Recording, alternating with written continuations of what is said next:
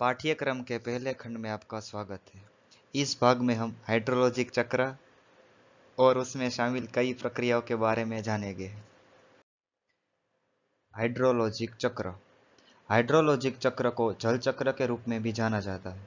Hydrologic चक्र में पृथ्वी वायुमंडल प्रणाली में पानी का निरंतर परिसंचरण शामिल है। जल चक्र में शामिल कई प्रक्रियाओं में से सबसे महत्वपूर्ण ये 5 प्रक्रिया है। पहला, वाष्पोत्सर्जन या इवेपोट्रांसपिरेशन। दूसरा, संक्षेपण या कंडेंसेशन। तीसरा, वर्षा या प्रेसिपिटेशन। चौथा, अपवाह या रन ऑफ। पांचवा, इनफिल्ट्रेशन। इस तस्वीर में आपको हाइड्रोलॉजिक चक्र दिखाया गया है और उसमें ये 5 प्रक्रियाएं शामिल है। पहली, वाष्पोत्सर्जन या इवेपोट्रांसपिरेशन। दूसरी, संक्षेपण या कंडेंसेशन।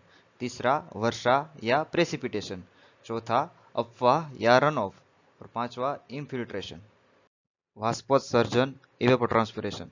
वाष्पोत्सर्जन शब्द 2 प्रक्रियाएं दर्शाता है। पहली, वाष्पीकरण। वाष्पीकरण, जिसे इवापोरेशन भी कहा जाता है, इस प्रक्रिया को आप पानी का उबालना समझ सकते हैं। इस प्रक्रिया में पानी को जल वाष्प में परिवर्तित किया जाता है और वाष्पीकरण सतह से हटा दिया जाता है। विभिन्न प्रकार की सतहों से पानी वाष्पित हो जाता है, जैसे कि झीलें, नदियाँ, फुटपाथ, मिट्टी और गीली वनस्पति। और दूसरी, वाष्पोत्सर्जन, ट्रांसपिरेशन। वाष्पोत्सर्जन, जिसमें पौधों के भीतर के तरल पानी का वाष्पीकरण होकर वायुमंडल में शामिल होता है। वाष्पीकरण और वाष्पोत्सर्जन एक साथ होते हैं और दोनों प्रक्रियाओं के बीच अंतर करने का कोई आसान तरीका नहीं है। संक्षेपण, कंडेंसेशन। संक्षेपण वह प्रक्रिया है जिसके द्वारा हवा में जल वाष्प को तरल पानी में बदल दिया जाता है।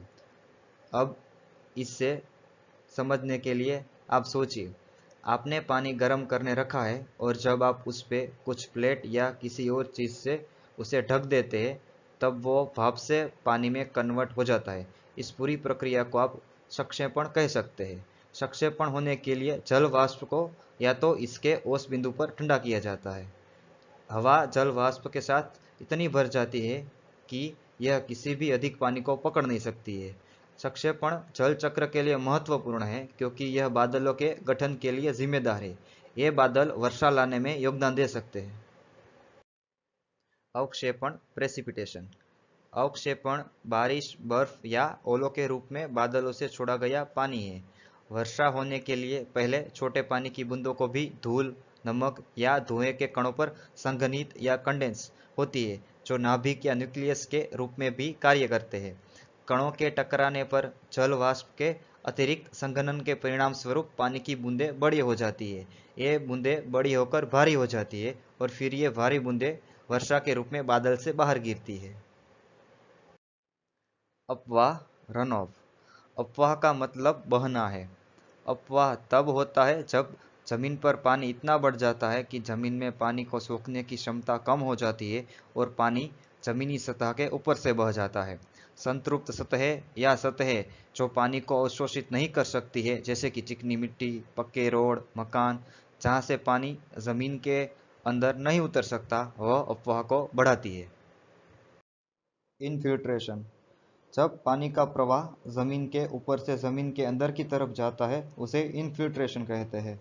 जब बारिश होती है तो कुछ पानी पेड़ों या इमारतों द्वारा रोका जाता है, कुछ जमीन पर कम स्थानों पर एकत्रित हो जाता है, कुछ जमीन के ऊपर से एक धारा में बहता है, कुछ वाष्पित हो जाता है और कुछ इनफिल्ट्रेट करता है। इनफिल्ट्रेशन के कारण उपसतह में प्रवेश करने वाले पानी को भूजल कहा जाता है।